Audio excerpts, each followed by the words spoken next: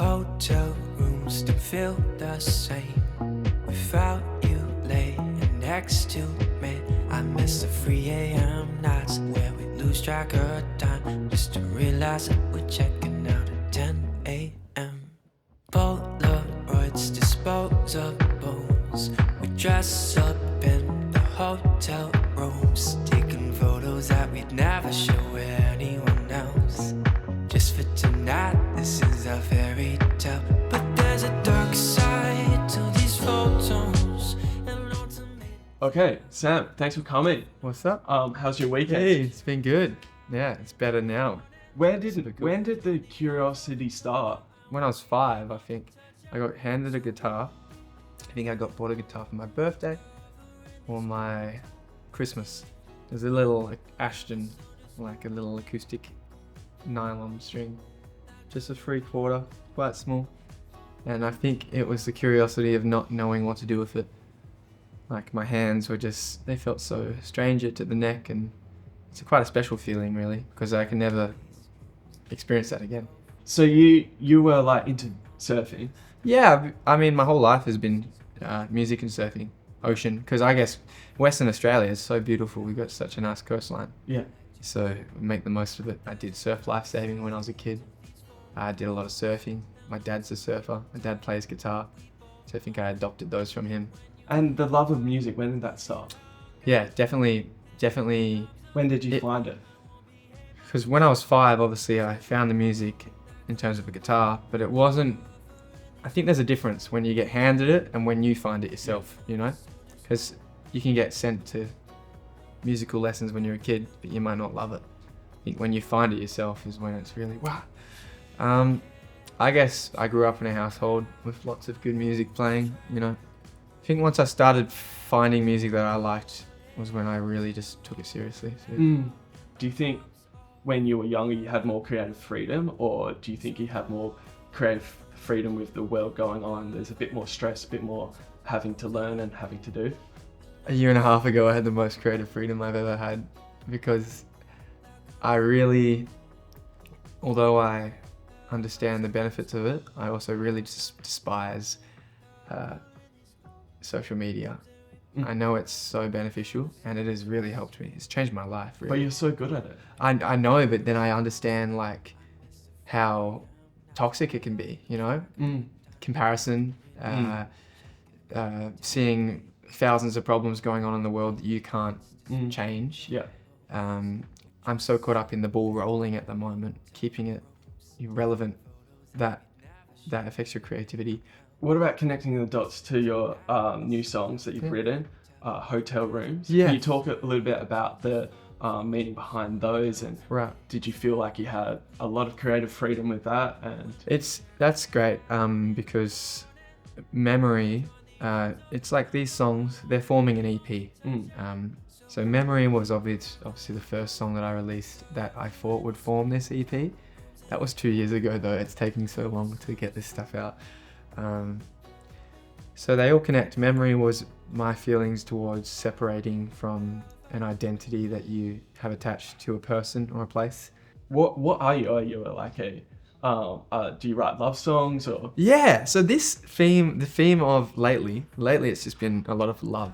I wrote a fair few songs in, I guess, we meet people and they're the muse. So yeah, Hotel Rooms is about, I guess, just the feeling of doubt within like a relationship of, you know, we're all in, we're all out. Are they seeing someone else? What's going on? And it's hotel rooms. You're not staying there forever, right? It's so nice, it's so amazing, it's so enjoyable, but you can't stay there forever, right? So I felt like I already knew that with the relationship, like we can't stay here forever, you know. Can you talk about your audience then? Yeah. And what these songs mean to your audience, and how do you keep your audience so engaged with you? I mean, it's interesting. Sometimes they're really engaged, sometimes they're not. It's a tough one. There's so much. It's so volatile, social media, and that's why I'm trying to not put too much focus on it lately. I've been hounding it sometimes, but I'm drawing it back at the moment. The last month I've been just chilling. My audience is, I've got such a great fan base in Perth. It's really cool. I'm really proud of it. I've been working on it for a while. goes from all ages. I've got some people that have come to my shows that are in their 70s. I've got one guy that I know by name. Always got a smile on his face. He's called Errol. He's so cool. He loves his live music. He's been to a few shows. Appreciate him. He's always coming up with a grin. There's some people now that I've got also a really young audience. You know, there's people that are they're literally 12 to 17, like a young fan base, which is really cool. So I made my last show all ages because I wanted to give them that opportunity to see music, because I know I didn't see many shows when I was young. I know strongly that there have been people that have helped me so much. John Mayer is definitely the reason why I started music again. One of my biggest dreams is to inspire people, inspire as many people as my idols have done. So yeah, I think that's a big goal for me, to do the same as they have done for me. That's something I always write down every day. You know, I've got these goals that I want to achieve. So yeah, John Mayer was a huge one. I grew up with listening to John Mayer. Sting was a big one. Eric Clapton, so that then connects to Eric Clapton. I loved artists like, there's a lot of female artists like Norah Jones. I love Norah Jones. He says that it's so important to surprise people, like every 8 bars. And I like that. Music is so important to surprise people with, so yeah. We'll talk about a little bit about your trip recently to London. Yeah, of course. And that promo project that you've created for the Bob Marley movie. Oh, that was amazing. And the heroes that you met there. Yeah. London was amazing. So that was my first taste of, I said to myself, because I'm so committed with what I'm doing, I said to myself that I will not be traveling anywhere unless my music takes me there. And yeah, so the opportunity came up. I got an email. It was so random. I thought it was spam. They're like, hey, you know, we're looking for people to be a part of this project and we would love to consider you. It was so random. So yeah, I went to London, met some people, met some amazing artists. We were in a room with 6 people, such a diverse range of people. Come together, met, had a jam, appreciated the music.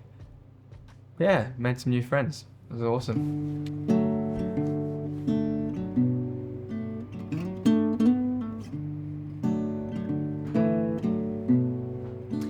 Is this a phase, the world that we made? It's freezing cold, I'm lost in thought of it all. The reasons I wrote, the meaning of love, I still don't know. So who am I now? If I move from this town, remember me, am I your memory? Can you talk about being in Perth? Yeah. And the struggles, or in your opinion, maybe the benefits of being an artist in Perth? Ooh, that's a great question. I love that.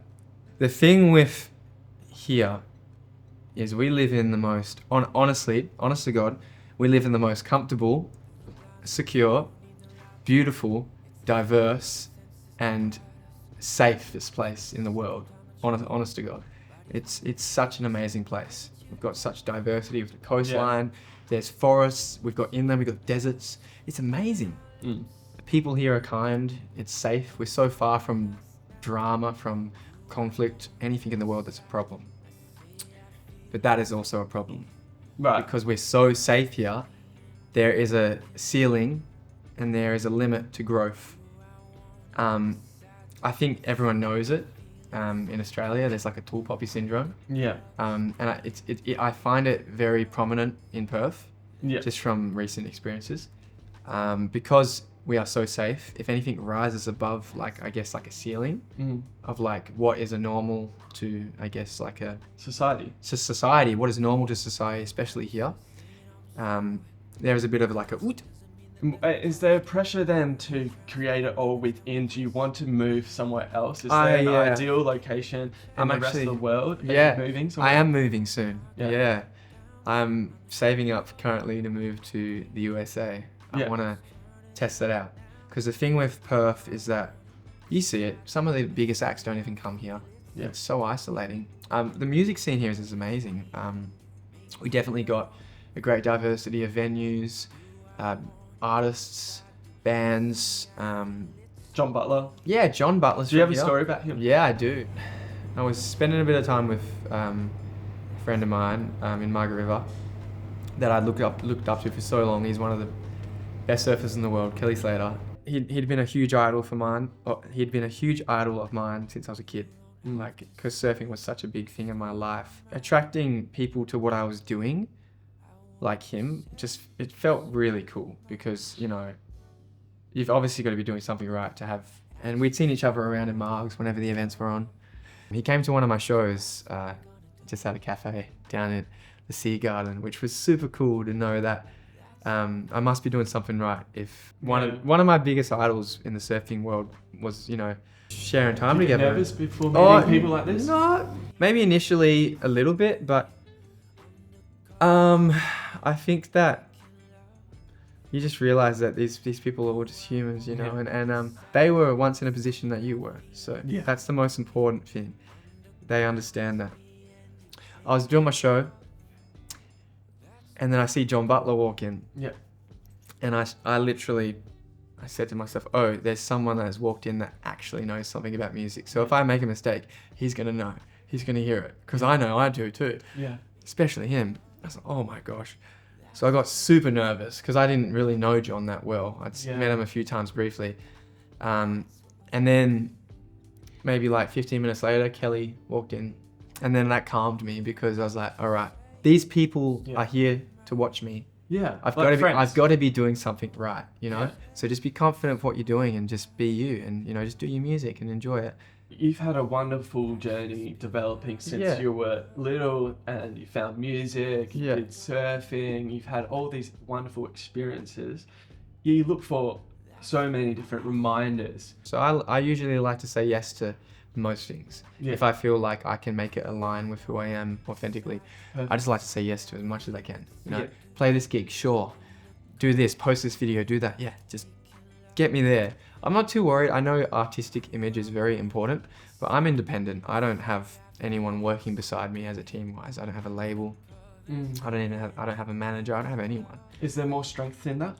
Oh, there is a lot of strength. If you can have people behind, you know, all these artists you see that are big these days, they have a huge team behind them, absolutely massive. So I'm working with what I have at the moment, and that's why I'm super happy just to take opportunity. Yeah, maybe that's busking, maybe that's, you never know what it is. So your experience on The Voice, working with the amazing all-star judge panel you got, and how was it performing in front of that amazing? Oh, that was blood.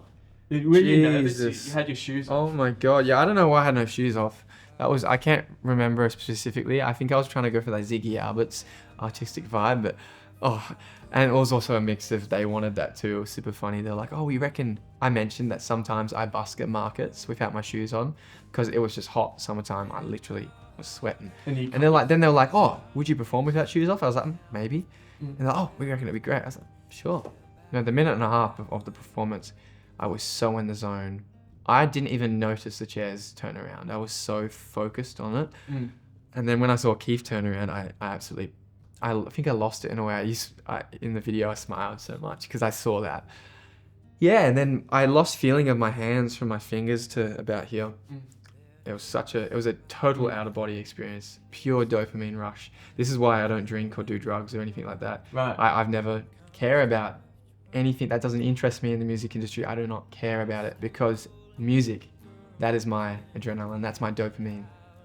Like moments like that where you feel such a rush from your body of music, it's amazing. You can't replace that. So that's what I chase. That's your drug, that's your release. Yeah, that's my release. So Sam, thanks so much for joining us today here with this interview. Yeah. I wish you all the best for the up and coming future events. I really hope that you get, and I know you will. We really appreciate the opportunity. You've been lovely to speak to today. I appreciate you having me. Here, give me a hug. Bring it in. Hugs. Hey, Thanks, Sam. Awesome. Cheers, guys. Thanks.